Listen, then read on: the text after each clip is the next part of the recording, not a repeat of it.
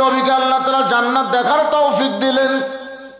নবী যখন জান্নাতের মধ্যে প্রবেশ করলেন, এমন সময় জিবরাইল কোরআন থেকে একটা আয়াত তেলাওয়াত করলেন। ফেরেশতা জিবরাইল আল্লাহর কোরআন থেকে তেলাওয়াত করলেন, সালামুন আলাইকুম তিবতুম ফাদখুলুহা খালিদিন। এই আয়াতের বাংলা অর্থ হলো যে জান্নাতের মধ্যে কেউ যদি প্রবেশ করে, কেউ যদি একবার প্রবেশ করে, ফাদখুলুহা, কেউ যদি জান্নাতে প্রবেশ করে, তাহলে আল্লাহ বলেছেন খালিদিন, তাকে চিরস্থায়ীভাবে জান্নাতে থাকতে দেওয়া হয়, তাকে আর জান্নাত থেকে বের করা হবে। কথা বলেন, বের করা হবে? তো জিবরাইল বললেন, রাসূলুল্লাহ, আপনি যদি জান্নাত থেকে বের না হন, আল্লাহ আপনাকে জান্নাত থেকে বের করে দিবে না। আপনারা বলেন তো, এই কথা কি নবীর পক্ষে না বিপক্ষে? আপনারা বুঝতে পারলেন না? আপনি যদি জান্নাত থেকে বের না হন, আল্লাহ আপনাকে জান্নাত থেকে বের করে দিবে না। সঙ্গে সঙ্গে নবী রাগ করে বললেন, জিবরাইল, যেই কথা একবার বলেছো এই কথার দ্বিতীয়বার বলো না। যেই কথা একবার কইছো এই কথার দ্বিতীয়বার কই না। জিবরাইল কয়, কে রে, আমি তো নবীর পক্ষেই কথা বলি। নবী এত গরম হলো কেন? ফেরেশতা জিবরাইল বলে, হুজুর, আমি তো আপনার পক্ষে কথা বলতেছি, আপনি এত গরম। রাসূল বলেন, জিবরাইল, আমি নবী আমার জন্য না, আমি নবী হলাম আমার উম্মতের জন্যে। তুমি কি মনে করছো আমি জান্নাতে থাকার জন্য ঢুকছি? আল্লাহ যদি আমাকে বলতো জান্নাতে থাকেন, আমি ঢুকতামই না। আমি শুধুমাত্র জান্নাত দেখার জন্য ঢুকছি।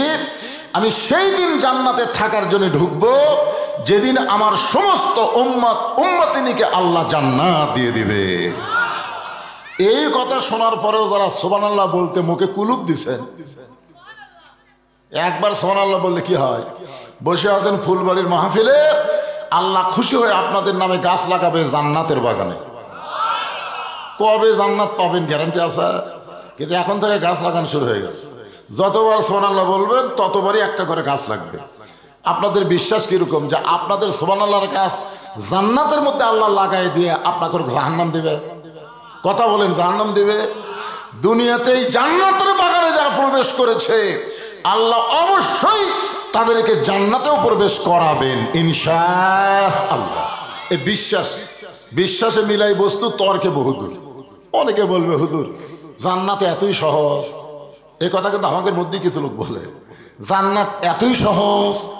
আমি একটা হিন্দুরে মরছিলাম, মরলে কোথায় যাবো? স্বর্গে যাব। দেখছেন, একটা হিন্দু সরাসরি বলে মরলে স্বর্গে যাব। আর একজন মুসলমানকে বললাম, ভাই মরলে কোথায় যাবেন? কবরে যাব। দেখছেন, মুসলমানের বিশ্বাস দেখছেন মরলে কবরত যাবে, আর হিন্দুর বিশ্বাস মরলে স্বর্গে যাবে। আপনি স্বর্গ মানে জান্নাত, স্বর্গ মানে কি? জান্নাত আল্লাহ কার জন্য বানাছে? এই কথা কন না কেন, কার জন্য? আল্লাহ কোরআনে বলেন, ফাদখুলি ফি ইবাদি ওয়াদখুলি জান্নাতি। কেবলমাত্র আমার ইবাদতকারী বান্দা বান্দিরা জান্নাতের মধ্যে প্রবেশ করবে। ধরে কর সুবহানাল্লাহ। এখন বাপের সম্পত্তি পাওয়ার ব্যাপারে গ্রামের মধ্যে ছেলে বলে বেড়ায়, আমার বাবার সম্পত্তি পাই কি না পাই, পাই কি না পাই, পাই কি না পাই। গ্রামের লোকজন বলতেছে, তোর জন্মে মনে হয় সমস্যা আছে, কারণ বাবার সম্পত্তি সন্তান পাবি না তো কে পাবে? সন্তান যেমন বাবার সম্পত্তি ওয়ারিস মোতাবেক পায়, লা ইলাহা ইল্লাল্লাহ কলেমা যারা স্বীকার করেছে তারা জান্নাতের ওয়ারিস হয়ে যায়। ধরে কেন সুবহানাল্লাহ। এ ভাইজানের, আপনার পিছনে দাঁড়িয়ে থাকেন কেন? কি নিয়ত? না না, দাঁড়িয়ে থাকার নিয়ত কি? আসা মাত্র বসে বলবেন কোরআনের মাহফিলে দাঁড়িয়ে থাকার জন্যে। এখানে 1 ঘন্টা বসেন, কোরআনের আকর্ষণে আল্লাহর মহব্বতে 1 ঘন্টা বসেন, আল্লাহ 60 বছর নফল ইবাদত করার সওয়াব দিয়ে দিবে। 1 ঘন্টা দাঁড়িয়ে থাকেন, একটা সওয়াবের গল্প নেই। 1 ঘন্টা বসলে গল্প আছে, দাঁড়িয়ে থাকে গল্প হয়। 2-1টা কথা হয়, কিন্তু গল্প হয় না। গল্প যদি আমরা লম্বা করি তাহলে কি করি? চলো ভাই বসি, আজকে অনেক কথা আছে, চলো বসি। কারণ না বসলে তো কথা জমবি না। খাড়া হয়ে থাকে, হেঁটে হেঁটে 2-4টা কথা বলা যায়, কিন্তু বেশি লম্বা কথা বলা যায় না। তো এই জন্য আপনারা যারা আসতেছেন আসা মাত্র বসে বলবেন। আর মাহফিলের ভলেন্টিয়ার ভাইরা নাই। এই মাহফিল যারা করতেছে যুব সমাজ, এই যুব সমাজ কোথায় গেল? এই যুব সমাজের তদারকি করা লাগবে যে লোকজন আসা যেন দাঁড়িয়ে না থাকে, আসার পরেই যেন তারা বসে পড়ে। আর আপনাদের আমি বলেছি বসার সময় ওই ফাঁকা ফাঁকা না বসে সামনে পুরো করে বসবেন, আস্তে আস্তে পিছনে মানুষ বসবে। মাঝখানে ফাঁকা দেখলে পায়ের স্যান্ডেল হাতত দিবে, মাথার উপর দিয়ে স্যান্ডেল চলে আসবে। জানেন ওই যে ওই জায়গা থেকে এক ছেলে যদি আপনাকে মাঝখানে ফাঁকা বসে, ওই স্যান্ডেল পাওয়ার দিয়ে আসবে না, হাতত দেবে, কথা কয় না। তো হাতত যদি ওই স্যান্ডেল কার উপর দিয়ে আসবে? তা আপনি কি চান যে পায়ের স্যান্ডেল আপনার মাথার উপরে উঠুক? এটা আপনি চাবেন? কুটি পাও আর কুটি মাথা, এটা বোঝা লাগবে না? এই জন্যে মাঝে মাঝে ফাঁকা না রেখে, ফাঁকা থাকলে পিছনে থাক, অসুবিধা নেই। কি বলতেছিলাম? যে যদি ঈমান নিয়ে মুসলমান হয়ে আমরা মরতে পারি, আমাদের কোনো টেনশন কেন নাই? কারণ আমাদের উকিল আছে। আমাদের কি আছে? উকিলের নাম হলো মুহাম্মাদুর রাসূলুল্লাহ। সকলে বলি সাল্লাল্লাহু আলাইহি ওয়াসাল্লাম। এমন একজন নবী, যে নবী জান্নাতের মধ্যে গিয়ে আমাকে কথা ভোলে না।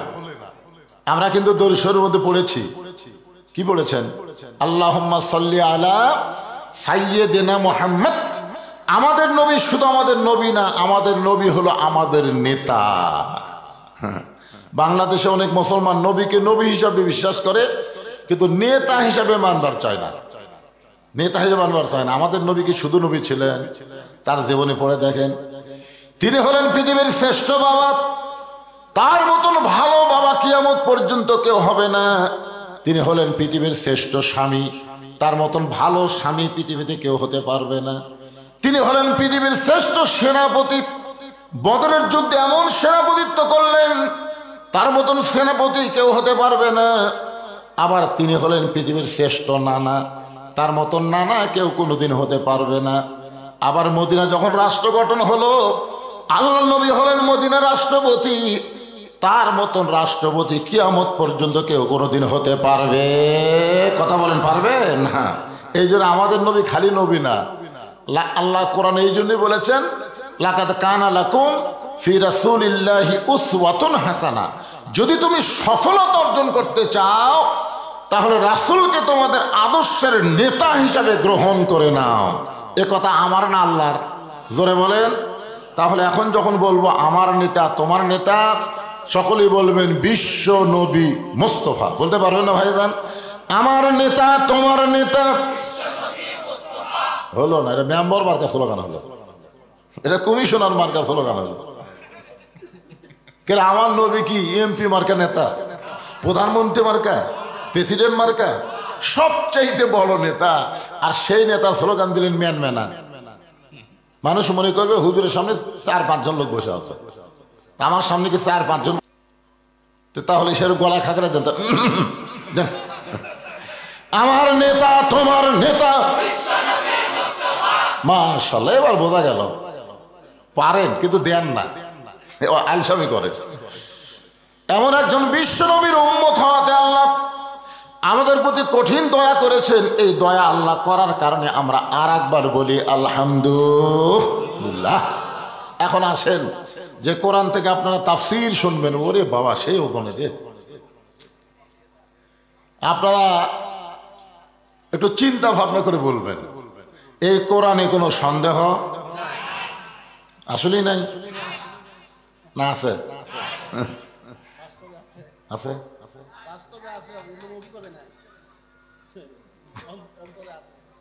না সেটা না, কোরআনের কথা বলতেছি। না না, আমি স্বীকারোক্তি আগে নেই, তারপরে কি করা লাগে? আপনারা তো সবাই বিশ্বাস করেন এই কোরআনে কোনো সন্দেহ নাই, এক বাক্যে স্বীকার করলেন। এ কোরআনে কোনো ভুল, এ কোরআনে কোনো গোঁজামিল, মাশাআল্লাহ 3 বারে কিন্তু নাই করছেন। আচ্ছা, বর্তমানে যে আইন দিয়ে আমাদের বাংলাদেশ চলতেছে, এই আইনের মধ্যে সন্দেহ আছে? এই আইনের মধ্যে ভুল, ধোঁকা? তাহলে পর কার্ডটা বললেন 3 বারই আছে, আগে বলছেন 3 বারই নাই।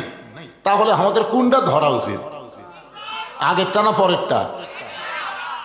আমরা কোরআনের ওয়াজ শুনবো আর মানুষের তৈরি আইন অনুযায়ী চলবো, আর মরার সময় হয়ে মুসলমান হয়ে মরবো, এইটা কখনোই কল্পনা করা যাবে না। যাবে? আইন মানবো যায়। আরো জোরে, জোরসে বলুন। জোর হলো না, আরো জোরে। মাশাআল্লাহ। সেই কোরআন থেকে ছোট্ট একটা সূরা আপনাদের সামনে আজকে আলোচনা হবে। সূরাটার নাম হলো সূরা আসর। জোরে বলেন, নাম কি? আসর শব্দের অর্থ হলো সময়। সময়, সময় বোঝেন না? গত বছর এই সময় আমরা ওয়াজ করতে গিয়ে চারিদিকে তাকাছি। ওয়াজ করবে যায় চারিদিকে তাকাছি, এরকম করে তাকে দেখছি যে পুলিশ আছে কিনা, র্যাব আছে কিনা, হাসিনা সরকারের কোনো ক্যাডার বসে আছে কিনা, এরকম চারিদিকে দেখে শুনে যদি দেখি সবগুলাই আছে, পুলিশ, র্যাব, ক্যাডার সবই আছে, তখন আমরা তেলা ওয়াজ মারছি। এমন ওয়াজ করছি ধরা যেন না পড়ে। কিন্তু এই বছর এই সময় আমরা বক্তার কোনো দিকে তাকাচ্ছি না। তাহলে বোঝা গেল সময়ের দাম আছে না নাই? গত বছর যৌবনকালের একটা সময়, বুড়াকালের একটা সময়, এই সময় নিয়েই কিন্তু আল্লাহ শপথ করছেন। ওয়াল আসর মানে সময়ের শপথ। মিশে মায়াই বন্দি থাইকা করলাম কত খেলা, পশ্চিমে তাকায়া দেখো তোমার ডুইবা গেছে বেলা, এক পলকের নাই ভরসা, মিশে সকল আশা, কখন বুঝি দারুণ ঝড়ে ভাঙবে তোমার বাসা। সময় অত্যন্ত গুরুত্বপূর্ণ একটা বিষয়। বর্তমানে বাংলাদেশে যে সময় চলতেছে, এই সময়ে ছোট্ট একটা বাচ্চা যদি কান্নাকাটি করে, আমরা দোয়া দরুদ পড়ে ফু দিলে সন্তানের কান্না থামে না। আগে থামতেছিল, এখন আর থামে না। আয়াতুল কুরসি পড়ে পানি পড়া খিলালেও বাচ্চা থামে না, কিন্তু মোবাইল যদি চালু করে দেওয়া হয় বাচ্চা কান্না থামে। জোরে কোন কথা ঠিক কিনা? বর্তমান সময়ে মোবাইলের কাছে দোয়া দরুদ ফেল। কি সময়! এই সময় প্রত্যেকটা যুবকের হাতে একটা করে মোবাইল। আপনি জানেন, যুবকের হাতে একটা খোলা অস্ত্র থাকলে যুবকের জীবন নষ্ট হইতো, কিন্তু চরিত্র নষ্ট হইতো না। এই মোবাইল অনেক যুবকের চরিত্র নষ্ট করে দিচ্ছে। জোরে কোন কথা ঠিক কিনা? সময় অত্যন্ত গুরুত্বপূর্ণ একটা বিষয়। আমি এখন আমার এই অবস্থায় চিন্তা করি, একসময় আমি কি ছিলাম রে, মন যা চাইতো তাই করতাম। এখন আর পারি না ভাই। সময় আমার অতিক্রম করে এমন এক পর্যায়ে পৌঁছে গেছি, আপনারাও একদিন যাবেন। ঠিক কিনা বলেন? আমাদের ভবিষ্যৎ কি? সময়ের দিকে খেয়াল করবেন। ভবিষ্যৎ আসলে প্রত্যেকটা মুসলমান সময়কে খেয়াল করবেন। অতীত, বর্তমান, ভবিষ্যৎ। কয় কাল? 3 কাল। একটা হলো অতীত কাল। ধরে বলেন কি কাল? অতীত কাল আমাদের কাছ থেকে চলে গেছে। আর শত কান্নাকাটি করলেও কি অতীতকাল ফিরে পাবো? বর্তমান সময়ে আমরা বসবাস করতেছি। আপনারা বলেন তো, আমাদের সামনে একটা ভবিষ্যৎ আছে না নাই? জোরে কোন আছে না নাই? ওবায়দুল কাদের ভবিষ্যৎ নিয়ে চিন্তা করেনি। মাঝে মধ্যে টেজে যায়, বলতো খেলা হবে, খেলা হবে। ভবিষ্যতে যে খেলা হবে না, তুই যে পালায়ে যাবি, এই চিন্তাই একবারও করেনি। জোরে কোন কথা ঠিক কিনা? সাবেক প্রধানমন্ত্রী হাসিনা ভবিষ্যৎ নিয়ে চিন্তা করেনি। বর্তমানে কি হনুরে 41 সালে আমাকে নামাইকে, জোরে কোন কথা ঠিক কিনা? এই যে সময়ের খেয়াল করেনি, যে সময় পরিবর্তন হতে পারে। আজকে যে অবস্থায় আমি আছি, আগামীকাল সে অবস্থায় নাও থাকতে পারি। এরকম সময়কে গুরুত্ব দেওয়ার দরকার আছে না নাই? জোরে কোন আছে না নাই? সময়ের শপথ করে আল্লাহ বলতেছেন, ইন্নাল ইনসানা লাফি খুসর। ইন্না মানে নিশ্চয়, ইনসান মানে মানুষ, লাফি মানে ভিতরে, খুসরুন মানে ক্ষতি। একত্রে অর্থ হবে নিশ্চয়ই মানুষগুলো ক্ষতির ভিতরে। কে বলছেন? আল্লাহ যত সৃষ্টি দুনিয়াতে করেছেন, আপনারা বলেন তো সবচাইতে আল্লাহর পছন্দনীয় মহব্বতের সৃষ্টির নাম কি? আরো জোরে কর না কেন? অন্য সূরায় এই মানুষ সম্পর্কে আল্লাহ বলতে গিয়ে 4টা শপথ করছেন। আপনারা বলেন তো, কেউ যদি কোনো কথা বলার আগে শপথ করে, এই শপথ করা মানে কি বুঝায়? হ্যাঁ, শপথ করা বলছে না, কথার গুরুত্ব আছে এবং কথা সত্যি, ঠিক কিনা বলেন? আমরা মাঝে মধ্যে মিথ্যা কথা বলি দেখে আমরা শপথ করি, কিন্তু আল্লাহকে মিথ্যা কয়? কারণ আল্লাহকে মিথ্যা বলে? তাহলে আল্লাহ শপথ করলেন 4টা। ধরে বলেন কয়টা? 1 নম্বর শপথ হলো তিন, ওয়াজাইতুন, ওয়াতুরি সিনিন, ওয়াহাজাল বালাদিল আমিন। এখানে কয়টা বিষয়ের উপর আল্লাহ শপথ করলেন? খেয়াল করছেন? আগে হলো অত্তিন, অত্তিন, ওয়াজাইতুন, ওয়াতুরি সিনিন, ওয়াহাজাল বালাদিল আমিন। 4টা শপথ করার পর আল্লাহ বললেন, লাকাদ খলাকনাল ইনসানা ফি আহসানি তাকবীর। এই আয়াতের বাংলা অর্থ হলো, মানুষকে আমি আল্লাহ সর্ব উত্তম আকৃতিতে সৃষ্টি করেছি। আল ইনসানু আশরাফুল মাখলুকাত, সমস্ত মখলুকাতের মধ্যে মানুষ হলো সর্বশ্রেষ্ঠ। জোরে কান সুবহানাল্লাহ। সব দিক দিয়ে শ্রেষ্ঠ। চেহারার দিক দিয়ে কয় নম্বর? জোরে কান না কেন, কয় নম্বর? 1 নম্বর। কারণ এখানে আহসানে তাকবীম মানে তার এই অবয়বকে আল্লাহ অতীব সুন্দর করে তৈরি করছেন, আদর করে মানুষ আল্লাহ বানায়া কেমনে দিবেন জাহান্নামে ফেলিয়া। সবাই বলেন, আদর করে মানুষ আল্লাহ বানায়া কেমনে দিবেন ক্ষতির মধ্যে ফেলিয়া। এত আদর করে আমাদেরকে তৈরি করলেন, আর সেই মানুষকে আল্লাহ বলতেছে নিশ্চয় মানুষগুলো ক্ষতির ভিতরে। আপনারা বলেন তো, এই কথা বলার মধ্যে মারিফত আছে না নাই? মারিফত বোঝেন? অনেকে মনে করে মারিফত মানে মরার পথ, মানে পীর সাহেবদের মারিফত খেয়াল করে কয় মারিফত মানে মরার পথ। মারিফত শব্দের অর্থ হলো পরিচিত বিষয় সম্পর্কে অবগত হওয়া, পরিচিত বিষয়। এই ইনসানকে আমরা সাধারণত উভয় লিঙ্গ হিসাবে জানি। উভয় লিঙ্গ, মানুষ, পুরুষ মানুষ, মেয়ে মানুষ। পুরুষ মানুষ কথা কয় না। মানুষ কয় প্রকার? পুরুষ মানুষ, মেয়ে মানুষ। ইনসানের মধ্যে পুরুষ আছে, মেয়ে আছে, কিন্তু হিজড়া আছে। আপনারা বলেন তো, হিজড়াকে আপনারা কার মধ্যে ফেলাচ্ছেন, মেয়ে না পুরুষ? আমাকে একজন প্রশ্ন করছে, হুজুর যে পুরুষ মানুষ মারা গেলে 3 কাপড় দেই, মেয়ে মানুষ মারা গেলে এখনো 5 কাপড় দেই, কিন্তু হিজড়া মরলে কয় কাপড়? আমি তো চিন্তা পড়ে গেলাম না। আমার কাহালুতে আজ পর্যন্ত হিজড়া মরেই, এর কে মরণ হয় না ভাড়া। আপনার এলাকাত মরছে, কথা কন না কেন, মরছে? তাহলে না মরলে কয় কাপড় হবে, এখন কিভাবে কই? আমি চিন্তা করলাম, জীবনে মরাও দেখিনি, কাপড় দেওয়ার কথা শুনিনি, যত বড়ই মলবি হই বলবার পারতেছি না। কিন্তু বাইহাকী শরীফের মধ্যে রাসূল বলেছেন, স্বামী স্ত্রীর কারণে সন্তান হিজড়া হয়। হিজড়া হওয়ার পিছনে সন্তানের কোনো দোষ নাই, দোষ হলো স্বামী স্ত্রী, পিতা মাতা। পিতা মাতার দোষে সন্তান হিজড়া হয়। কার দোষে? পিতা মাতার দোষে সন্তান হিজড়া হয়। নিজের হালাল স্ত্রীকেও যে সময় সহবাস করা জায়েজ নাই, হারাম, ওই সময় যদি কোনো স্বামী জোর করে স্ত্রীকে সহবাস করে, আর ওই সহবাস করার কারণে যদি পেটে বাচ্চা আসে, ওই বাচ্চাটা হিজড়া হয়। হিজড়া হওয়ার পরে সে যদি মেয়েদের মধ্যে সবসময় থাকে, তাহলে মরার পরে 5 কাপড়। আর হিজড়া হওয়ার পরে সে যদি পুরুষের মধ্যে থাকে, তাহলে তাকে মরার পরে 3 কাপড়। ধরে কোন কয় কাপড়? তাহলে ইসলামে বিধান আছে না নাই? আপনাদেরকে বলে দিলাম। তবে আমরা এখানে শুধু দুটাই ধরবো, একটা পুরুষ আর একটা নারী। এই দুটাই আমরা ধরে আজকে আলোচনা শুনবো, তাফসীর শুনবো।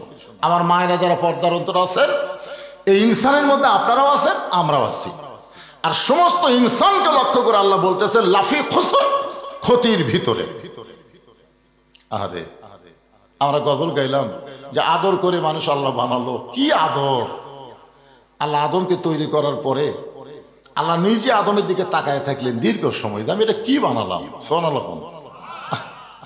নিজে তৈরি করার পরেই আদমের দিকে আল্লাহ তাকায় থেকে বললেন, এ ফেরেশতারা রে, আয় আয়, আমি আল্লাহ কি বানাছি একটা বার দেখা যা। তো আল্লাহ আজান দিলেন। আজান কে দিল? কথা কয় না, আয় আয় আয় আয়। কি আজান দিল? কার জন্য? আদমের জন্য। আর আমরা মুয়াজ্জিন আজান দেই কার জন্য? খুব মনোযোগ দিয়ে শোনা লাগবে। আমরা মসজিদে যে মুয়াজ্জিন আজান দেই এটা কার জন্য? আল্লাহর জন্য। আর আল্লাহ আজান দিল কার জন্য? আদমের জন্য। তাহলে চিন্তা করে দেখেন, আমরা শোধ দিয়ে দিলাম, আল্লাহ তুমি আমাদের আদি পিতাকে দেখার জন্য আজান দিছা, আমরাও আজান দিয়ে দুনিয়াতে শোধ দিয়ে দিলাম। সুবহানাল্লাহ। সমস্ত ফেরেশতা এসে আদমকে দেখার জন্য ভিড় শুরু করে দিল। আল্লাহর ফেরেশতাদের সংখ্যা কম না বেশি?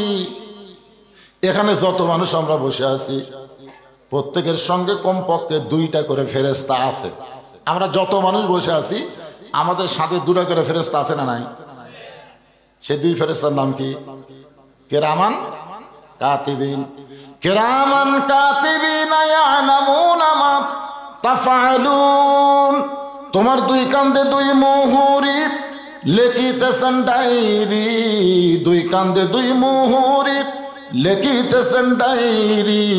দলিল দেখে রায় দিবে, টাকা পয়সার নাই কারবার।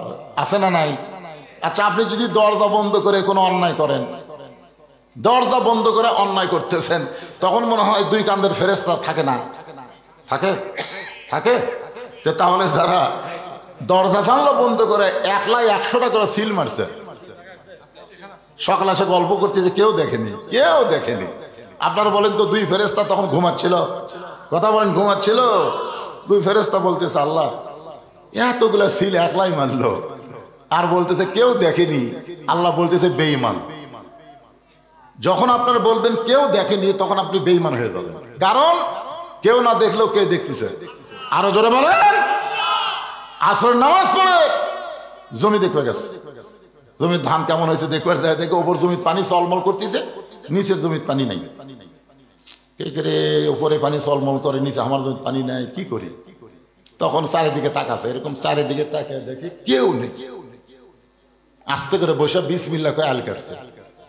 আপনার গন্ধ যে পরের পানি বিসমিল্লাহ কয়ে আল কাটলে হালাল হবে? বিসমিল্লাহ কথা তো হবে?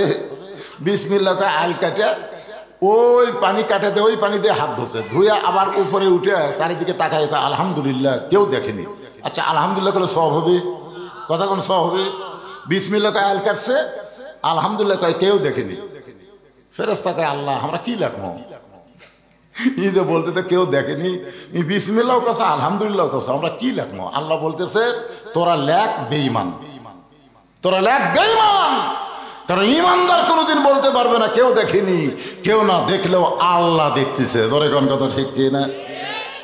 এত ফেরেশতা আদমকে দেখার জন্য যখন পিড়াপিড়ি শুরু করলেন, আমার আল্লাহ বললেন ফেরেশতা এইভাবে তোমরা দেখতে পারবা না, আদমকে যদি দেখতে চাও তাহলে তোমরা তাওয়াফ শুরু করে দাও। তাওয়াফ মানে বোঝেন? যারা হজ করছে তারা বুঝবেন। এই তেজের উপর যারা আছেন একজনও করেননি হজ?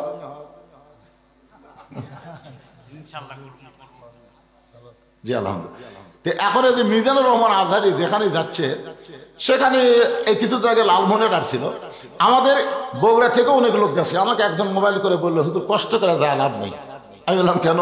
বলে এত দূরে আমরা ছিলাম দেখতে পারিনি। আমি বললাম কেন? যত মানুষ মিজানুর আজহারির কাছে দেখতে গেছে তার চাইতে বেশি মানুষ তো মক্কার যায়। একটা মানুষ আজ পর্যন্ত বললো না যে হুজুর এত টাকা পয়সা খরচ করে গেলাম, হুজুর মানুষের ভিড়ে কাবা ঘর দেখতে পারিনি, এ কথা কেউ কয়নি। তাহলে লক্ষ লক্ষ মানুষ যায় যদি কাবা দেখে, তাহলে মিজানুর আজহারি দেখতে পায় না কেন? দেখারও একটা নিয়ম আছে। দরকার আছে না নাই? দরকার আছে না নাই? সমস্ত ফেরেশতারা যখন পিড়াপিড়ি শুরু করলো, এমন সময় আল্লাহ বললেন তাওয়াফ করো। যখন পৃথিবীর কোনো কাবা ছিল না, তখন ফেরেশতাদের কাবা হলেন আমাদের আদম বাবা। যখন কোনো কাবা ছিল না, ফেরেশতাদের কাবার নাম কি? আদম। আমাকে কে হয়? বাবা। তা আদম বাবা কইতে কি খাজনা লাগতেছে? যখন পৃথিবীর কোনো কাবা ছিল না, তখন ফেরেশতাদের কাবার নাম কি? আদম। খালি আদম কোন করে? আদম বাবা কজন না? এটা কি দয়াল বাবা নাকি? তিনটা বাবা কবেন, তার মধ্যে একটা হলো আদি পিতা আদম আলাইহিস সালাম। একটু মনোযোগ দিয়ে শুনবেন। ফেরেশতা, আমি চা খাই না, টেজত খাই না ভাই, ঘরের মধ্যে খাই রে। হ্যাঁ, টেজত আমি চা খাই না, এদের মধ্যে একটু গরম পানি আছে। হ্যাঁ, কোনটা? এটাই খাই না, আপনার চা খান, আমি গরম খাই। হালাল করে, আমাকে খাওয়া হালাল করে। আসলে ওনারাও বিব্রতের মধ্যে পড়ে গেছেন, কি করবে কোন? এখন মুখের সামনে দিছে ভাই, জান।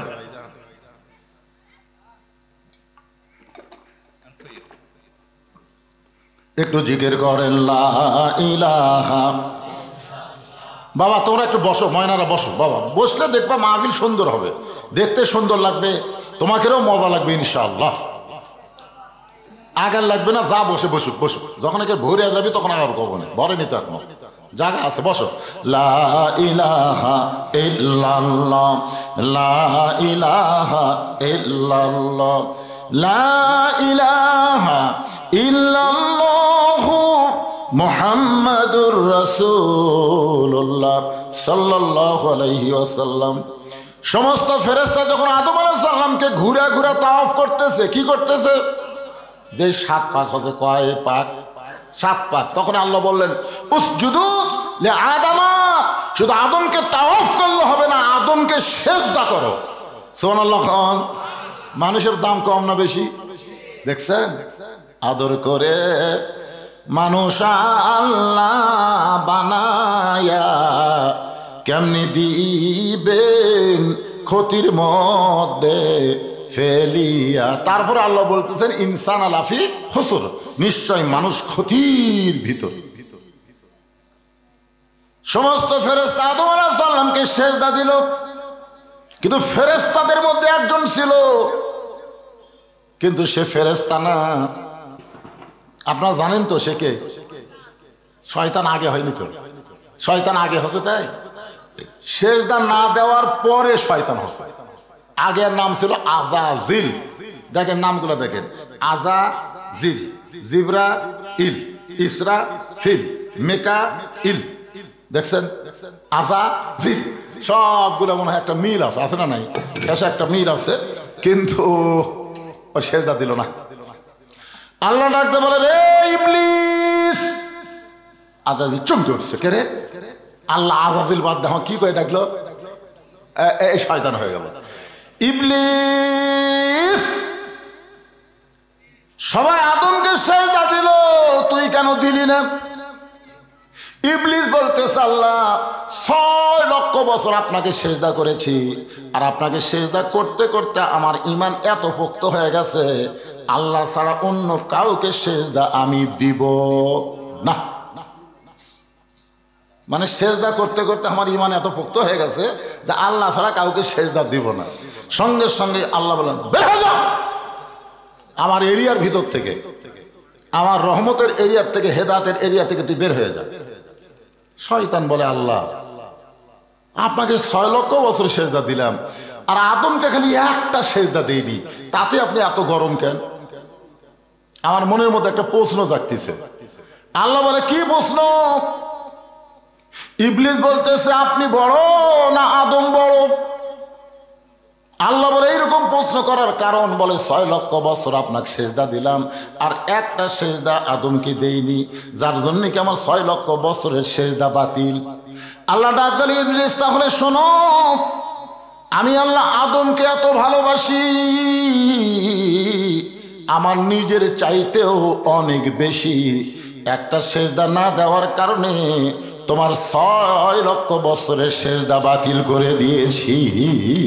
লিল্লাহু আকবার। আপনারা বুঝবার পারেননি, আল্লাহ বলতেছেন আমি আল্লাহ আদমকে এত ভালোবাসি আমার চাইতেও বেশি।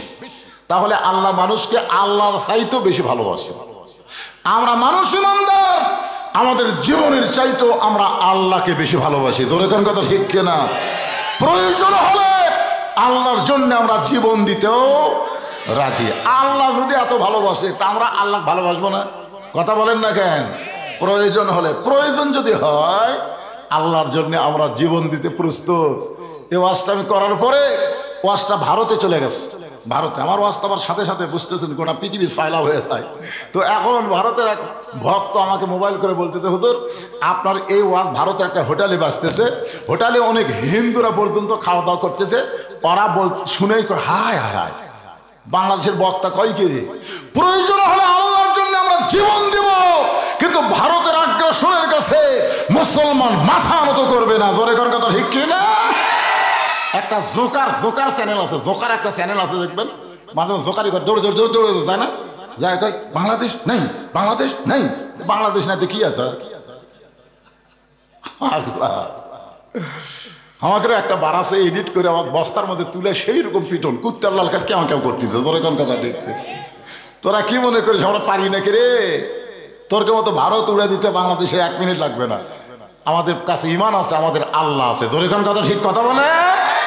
আমেরিকা ফিলিস্তিনের ছোট ছোট বাচ্চাদেরকে ইসরায়েলের হাতে এমন একটা অস্ত্র দিছে যে গুলি করবা, মায়ের কোলে থাকবে বাচ্চা, গুলি লাগবে বাচ্চাকে, কোনো শব্দ হবে না, মা মনে করবে কিছু হয়নি, অথচ বাচ্চার বুকে লাগে, বাচ্চার বুক পুড়ে বাচ্চা মারা যাবে। আমেরিকা তোমরা ফিলিস্তিন মুসলমান শিশু বাচ্চাকে পুড়ানোর জন্য অস্ত্র দিলে, আল্লাহ করে দেরি কত গোটা আমেরিকা হেলে পুড়ে দেবো। জোরে কোন কথা ঠিক না? যে আমেরিকাতে আগুন লাগছে সবাই বলতেছে মুসলমান ভাই আপনারা কোথায় ভাই, আপনার কোথায় ভাই, আমাকে কোনো কিছু যে আগুন দমতেছে না, লিপতেছে না, ভাই তোমরা একটা আজান দাও। কে তোর কি ঈশ্বরের খবর কি, তোর কে গডের খবর কি, তোর কে ভগবানের খবর কি? এখন মুসলমানকে আজান দিবার বলিস কেন? ঠেলা করলে আল্লাহ কি করে? আল্লাহ পারে কি পারে না? তোমরা বাংলাদেশ নিয়ে ষড়যন্ত্র করো না, তোমাদের ভারত ভাঙ্গে আল্লাহ খান খান করে দিবে। জোরে কোন কথা ঠিক কথা বলে। আল্লাহ পারে কি পারে না? জোরে কোন পারে কি পারে না? মনে করছিল বর্ডার বন্ধ করে দিব, আলু পেঁয়াজ বন্ধ করে দিব, চিনি বন্ধ করে দেবো, বাংলাদেশ না খেয়ে থাকবে। বাংলাদেশ না খেয়ে আছে, কথা বলেন আছে। আল্লাহ কোরআনে বলেছেন ফালিয়াবুদু রব্ব হাযাল বাইত আল্লাযী আত'আমাহুম মিন জু'ইন ওয়া আমানাহুম মিন খাউফ। তোমরা ওই ঘরের মালিকের গোলামি করো, তোমরা 5 ওয়াক্ত নামাজ পড়ো, সঙ্গে সঙ্গে তোমাদের 2টা পুরস্কার দেওয়া হবে। 1 নম্বর পুরস্কার হলো তোমাদের রিজিকের কোনো টেনশন করা লাগবে না। 2 নম্বর পুরস্কার হলো যাবতীয় ভয় ভীতি থেকে আমি আল্লাহ তোমাদেরকে পুরোপুরি নিরাপত্তা দিয়ে দিব। বলেছেন কে? তাহলে রিজিকের মালিক কে? আল্লাহ কোরআনে বলেছেন ওমা মিন দাব্বাতিন ফিল আরদি ইল্লা আলাল্লাহি রিজকুহা। পৃথিবীতে এমন কোনো বিচরণশীল প্রাণী নাই যার রিজিকের ব্যবস্থা আল্লাহ করেনি। আল্লাহ তাআলা আদম আলাইহিস সালামকে তৈরি করার সঙ্গে সঙ্গে দুনিয়াতে প্রেরণ করে নাই, অথচ আল্লাহ কোরআনে বলেছেন ওয়াইয ক্বালা রাব্বুকা লিল মালাইকাতি ইন্নী জাইলুন ফিল আরদি খলিফা। ফেরেশতাদের সামনে এই মাইকের সাউন্ড ভিতরে নাই, খালি বাইরে হচ্ছে,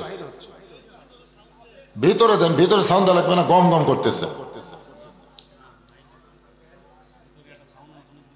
এই সাউন্ড বক্স আছে তো, সাউন্ড বক্স মাইকালা ভাই কোথায়? ভিতরে একটু সাউন্ড দেন, সাউন্ড বক্স একটু সাউন্ড দেন, 2 দিকে 2টা সাউন্ড বক্স একটু সাউন্ড দেন, আস্তে আস্তে দেন, আর ইকো টিকো বন্ধ করে দেন।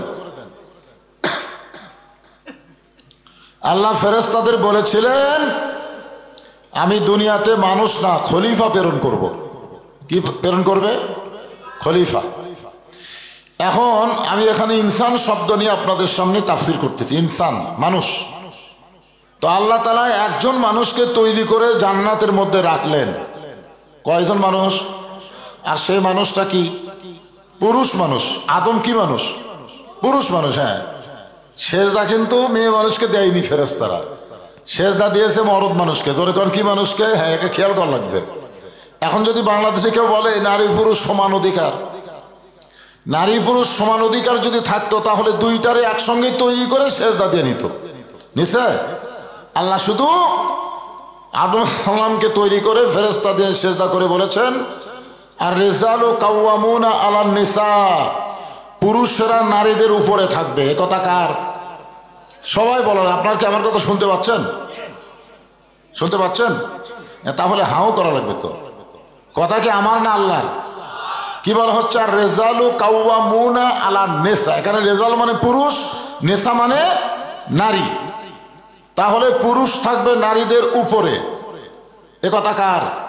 এই জন্য আল্লাহ তাআলা আদমকে সেজদা করাই নিলেন এবং একা একাই জান্নাতের মধ্যে রাখলেন। এক সময় আদম আলাইহিস সালামের ভিতরে একটা রোগ ঢুকলো, রোগ। সে রোগের নাম হলো ছটফটানি। কি রোগ? ছটফটানি। এই রোগটা কিন্তু আমাদের যুবক ছেলেদের একা রোগ না, এই রোগটা আমাদের বাপেরও ছিল।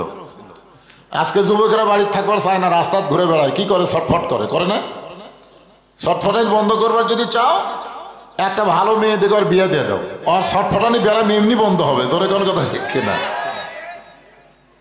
আদম আলাইহিস সালামের ভিতরে যখন ছটফটানি ব্যারাম ঢুকলো, আল্লাহ বুঝবার পারলেন। আল্লাহু আলিমুম বিজাতিস সুদূর, মুখে বলার আগে অন্তরের ভাষা জানে তিনি কে। আরো জোরে বলেন। আমি বলিনি, খালি কল্পনা করছি। আল্লাহ বলে ওটাও আমি জানি। তো এখন আদম আলাইহিস সালামের ভিতরে রোগটা আল্লাহ বুঝতে পেরে আদম আলাইহিস সালামকে জান্নাতের মধ্যে একটা ঘুম দিলেন। ডাক্তারের কাছে গিয়ে যদি আপনি বলেন যে খালি আমি ছটফট করি, তখন ডাক্তার বলে একটু ঘুমের ওষুধ দেয়, যে ঘুমের ওষুধ খালি, ঘুম পারলে ঠিক হয়ে যাবে। আদম আলাইহিস সালাম যখন ঘুমিয়ে অচেতন, আল্লাহ চিন্তা করে দেখলেন চেতন পাওয়ার পরে আবার এই ব্যারাম শুরু হবে। চিরস্তরে এই ব্যারাম দূর করার জন্য একটা ট্যাবলেট লাগবে। কি লাগবে? সেই ট্যাবলেট আদম আলাইহিস সালামের দেহের বাম পাঁজরের বাঁকা হাড় দিয়া আল্লাহ সৃষ্টি করলেন। তার নাম হলো হাওয়া, যিনি আমাদের মা। সুবহানাল্লাহ বলেন। আদম যদি আমাদের বাবা হয়, হাওয়া হচ্ছেন আমাদেরকে প্রথম পুরুষ এবং প্রথম নারী। মা হাওয়াকে তৈরি করার পরে আদমের সঙ্গে আল্লাহ নিজেই বিয়ে দিলেন। স্বামী স্ত্রী হিসাবে তাদেরকে আল্লাহ তাআলা জান্নাতে থাকার অনুমতি দিয়ে দিলেন। সুবহানাল্লাহ। এবং ঘোষণা করলেন, ওয়ালা তাকরাবা হাযিহিস শাজারাতা ফাতাকুনা মিনাজ জালিমিন। কোটি কোটি অসংখ্য গাছ জান্নাতের ভিতর আছে, কিন্তু ওই গাছের কাছে যাইও না, ওই গাছের কাছে যাইও না। সব গাছের কাছে যাও, কোনো সমস্যা নাই, কিন্তু ওই একটা গাছের কাছে যাইতে আল্লাহ নিষেধ করলেন। ওটার নামই হলো হুকুম। ওইটার নাম কি? কথা বলেন। হুকুম মানে আল্লাহর গোলামি, হুকুম মানে আল্লাহর ইবাদত। আল্লাহর হুকুম পালন করার নামই হলো ইবাদত। এই যে আল্লাহর হুকুম এশার নামাজ আদায় করা, এটা কার হুকুম? আমরা সবাই বললাম, যতগুলা মানুষ ওয়াজ শুনছি ততগুলা মানুষকে পড়ছি কি? এখনো পর্যন্ত যতগুলা মানুষ ছিলাম সেগুলো তো এখনো হয়নি। চিন্তা করে দেখেন, আল্লাহ রাসূল যে বললেন যে মান তারাকা সালাতু মুতাম্মিদান ফাকাত কাফারা, ইচ্ছা করে এক ওয়াক্ত একটা নামাজের হুকুম কেউ যদি তরক করে, সে অবশ্যই আল্লাহর সাথে কুফরি করলো। বাইনাল আবদি ওয়াল কুফরি তরকুস সালাত। বান্দার কাফেরের মধ্যে পৃথক করার জিনিসটার নামই হলো নামাজ।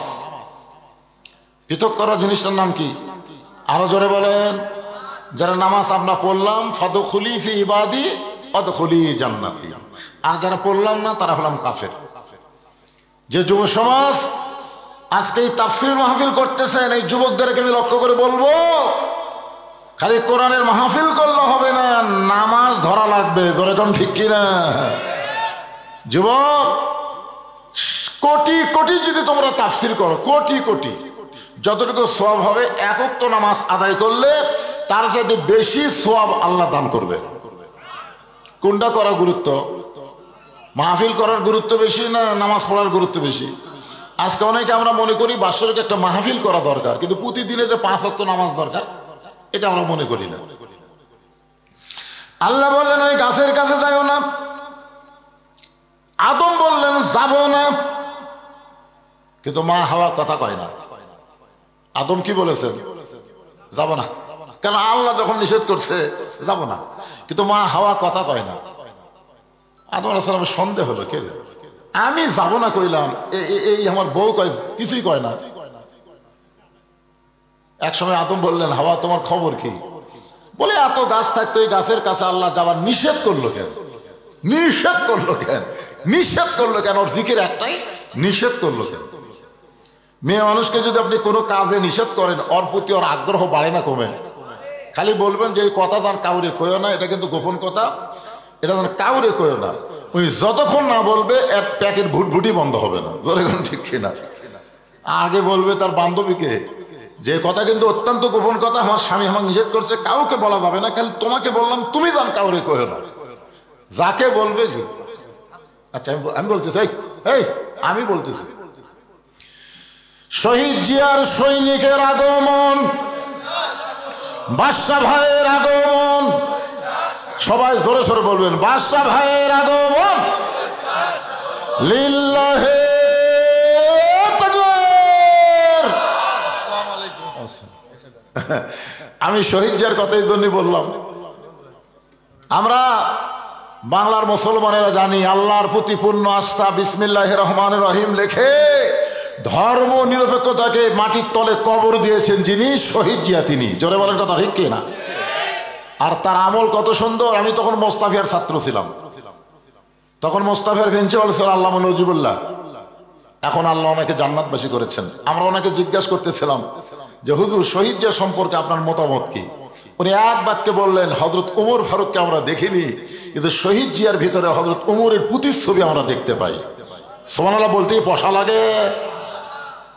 সেই শহীদ জিয়ার সৈনিক আমার ভাই আমার পাশে এসে বসেছেন, অন্তত 10টা মিনিট একটু কথা বলি ভাই, না কি করে লোকগুলো একটু জুমালি হবে। বহু লোক ছিল ভাই, কিন্তু মাঝখানে নামাজ দিয়ে বেয়া নামাজের আউট হয়ে গেছে। সবাই জানে আমার। এই সাইড দিয়ে একটু চাপে বসো বাবা, ময়নারা বসো, যারা আসতেছে যারা বসো চান্স পায়, হ্যাঁ বসো। ক্যামেরা মাঝে কি এক সমস্যা রে। লা ইলাহা, জোরে জোরে, লা ইলাহা ইল্লাল্লাহ, লা ইলাহা, লা ইলাহা ইল্লাল্লাহু মুহাম্মাদুর রাসূলুল্লাহ। সকলে বলি সাল্লাল্লাহু আলাইহি ওয়াসাল্লাম। তাহলে কি বলতেছি মনে আছে না ভুলে গেছেন? মেয়ে মানুষকে নিষেধ করলে তার প্রতি আকর্ষণ বাড়ে না কমে? আকর্ষণ যখন হাওয়ার বেড়ে গেছে, মাঝে মধ্যে গাছের দিকে তাকায়, মাঝে মধ্যে গাছের দিকে কি করে যায় না, খালি তাকায়। কে নিষেধ করলো কেন? ইবলিস কিন্তু আশেপাশে ঘুরতেছে। ইবলিস দেখতেছে আদমকে আমি সেজদা না করার কারণে আল্লাহ আমাকে শয়তান বানিয়ে দিয়েছে, কিন্তু আদমের কাছে তো আমি যাবার পারবো না, যাবো হাওয়ার কাছে। ধরে কারণ কার কাছে? আপনার ঘটনা সবাই জানেন যে প্রথম ময়ূর পাখির আকৃতি নিয়ে শয়তান জান্নাতের মধ্যে ঢুকে হাওয়াকে প্ররোচনা দিল যে ওই গাছের ফল খাইলে কিয়ামত পর্যন্ত আল্লাহ তোমাদেরকে জান্নাত থেকে বের করে দিবে না। মেয়ে মানুষকে যা বলে আর কি, স্টার জলসা জি বাংলার মতন শয়তান যা বলছে তাই শুনিছে। জোরে কর কথা ঠিক কিনা? আপনি যত বড়ই বক্তা হন, যত বড়ই কথা বলেন, আজও বাংলাদেশে আমাদের মা বোনদেরকে ভারতের জি বাংলার স্টার জলসা থেকে আমরা ফিরাবার পারতেছি না। জোরে কর কথা ঠিক কিনা? আসলে ইবলিসের গান আর স্টার জলসা জি বাংলা একই। ও মায়ের, আপনারা জানেন 400 বছর পুরাতন বাবরি মসজিদ ভাঙ্গা ভারত ওই জায়গায় রাম মন্দির বানাচ্ছে। আপনারা বলেন তো মন্দির বানানোর জায়গা কি ভারতে নাই? কথা কোন আছে না নাই? কিন্তু মসজিদ ভাঙ্গা ওই জায়গায় মন্দির বানানোর কারণ হলো ভারত মুসলমানের কলিজার মধ্যে হাত দিল। বাংলাদেশে যারা নামাজ পড়ে না তারপরেও তারা আল্লাহর ঘরকে তারা জীবন দিয়ে ভালোবাসে। জোরে কার কথা ঠিক কিনা?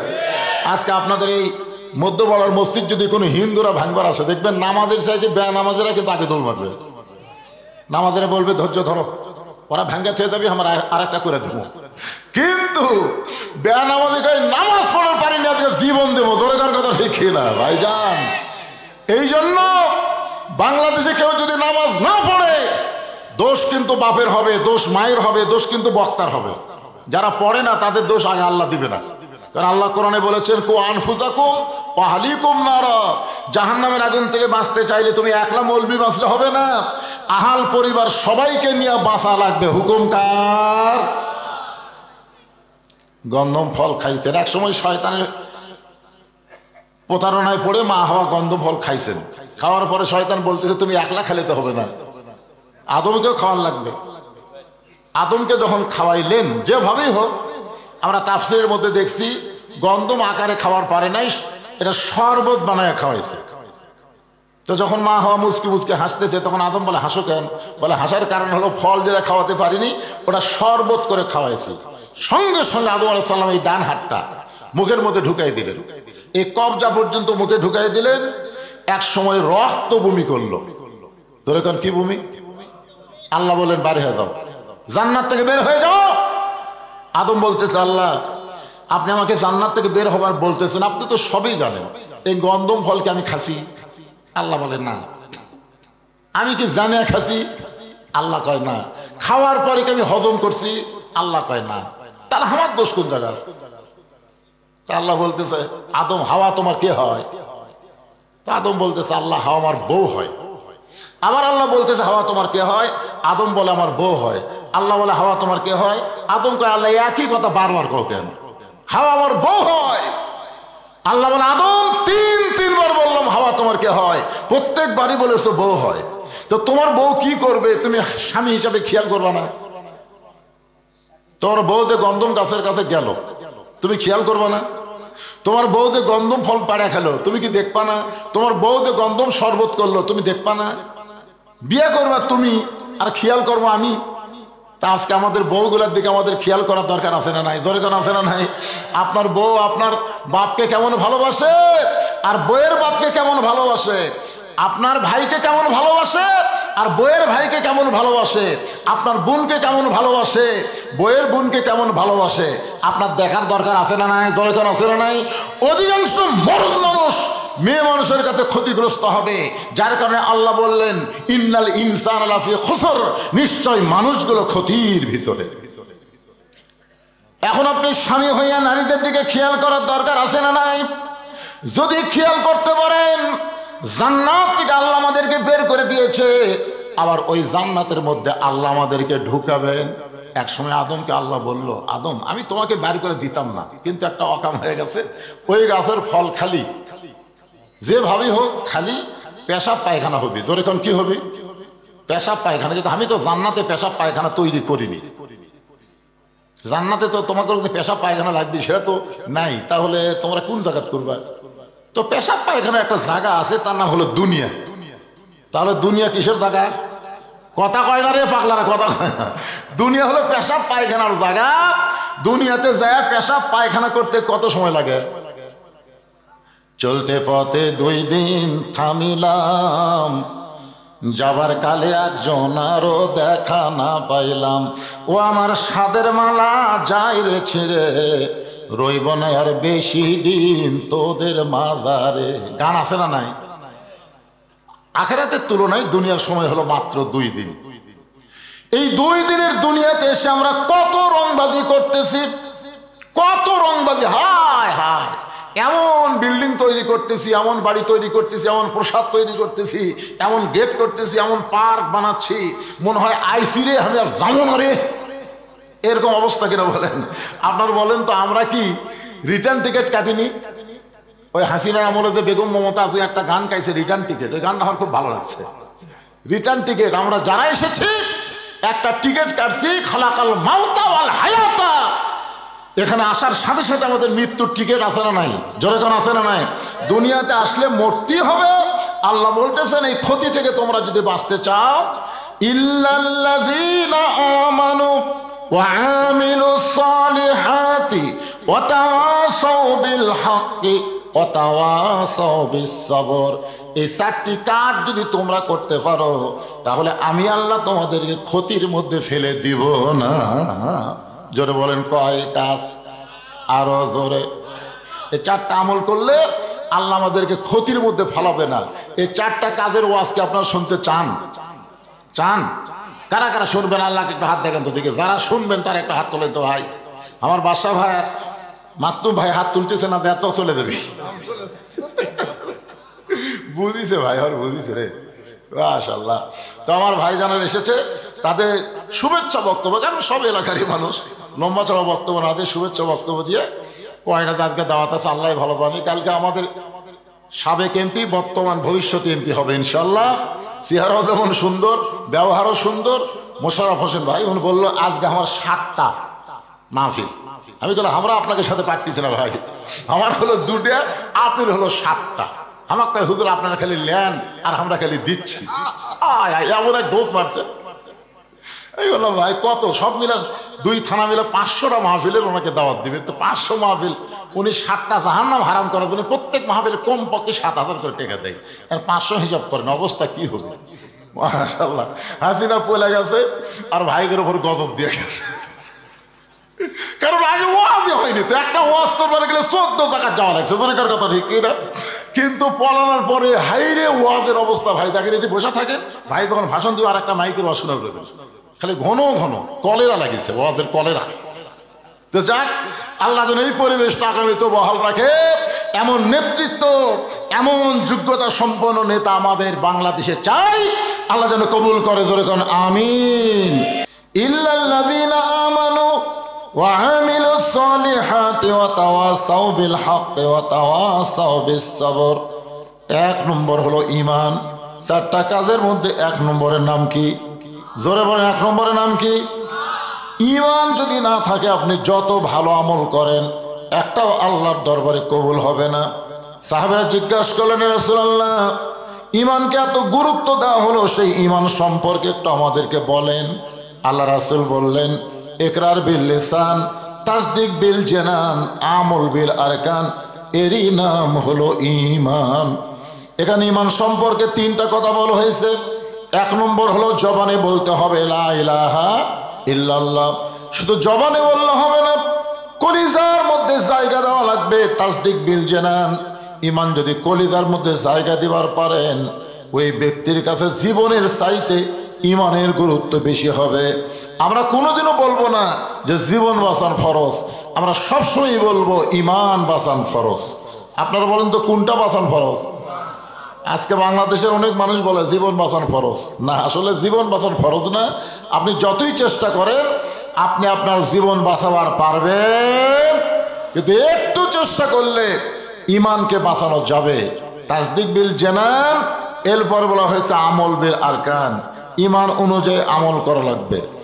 ঈমান অনুযায়ী যদি আমল করতে চাই, 1 নম্বর আমল হলো নামাজ। 1 নম্বর আমল কি?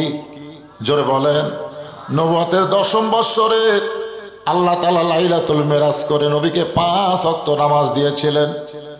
এরপরও নবী 3 বছর মক্কায় ছিলেন, নামাজ কায়েম করতে পারেন নাই। আল্লাহ নবী বলে, আল্লাহ কোরআনে যত জায়গায় আপনি বলেছেন আকিমুস সালাত, শুরুতেই দেখেন আল্লাযীনা ইউমিনুনা বিল গায়বি ওয়া ইয়াকিমুনাস সালাত, নামাজ কায়েমের কথা বলেছেন। কিন্তু নামাজ তো কায়েম করা যাচ্ছে না, চুপি চুপি ভয়ে ভয়ে আমরা নামাজ আদায় করতেছি। আল্লাহ বলেন, হাবিব নামাজ কায়েম করতে গেলে যে পরিবেশ লাগবে সেই পরিবেশ বর্তমানে মক্কায় নাই। পরিবেশ তৈরির জন্য প্রয়োজন হলে আপনাকে হিজরত করা লাগবে। আল্লাহ নবী হিজরত করে মদিনায় গেলেন।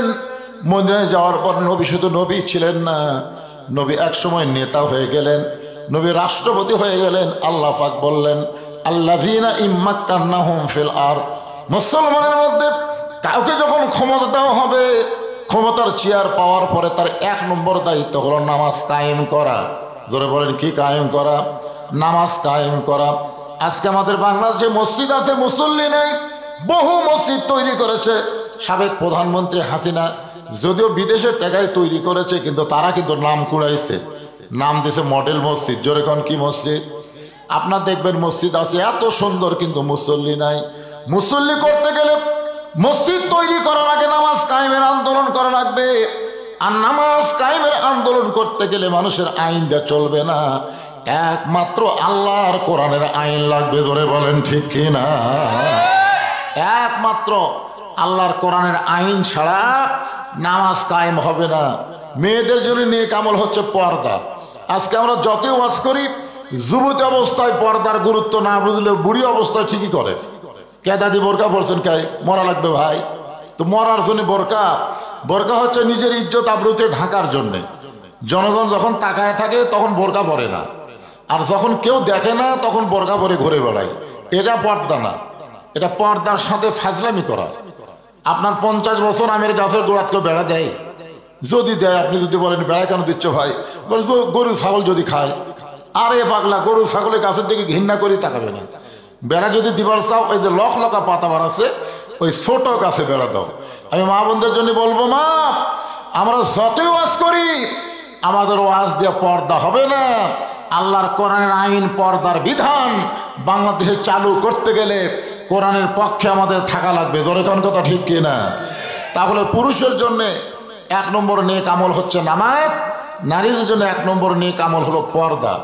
এই সূরা আসরের মধ্যে বলা হচ্ছে ওয়াতাওয়াসাউ বিল হক, হক কথা বলতে হবে, হক পথে চলতে হবে।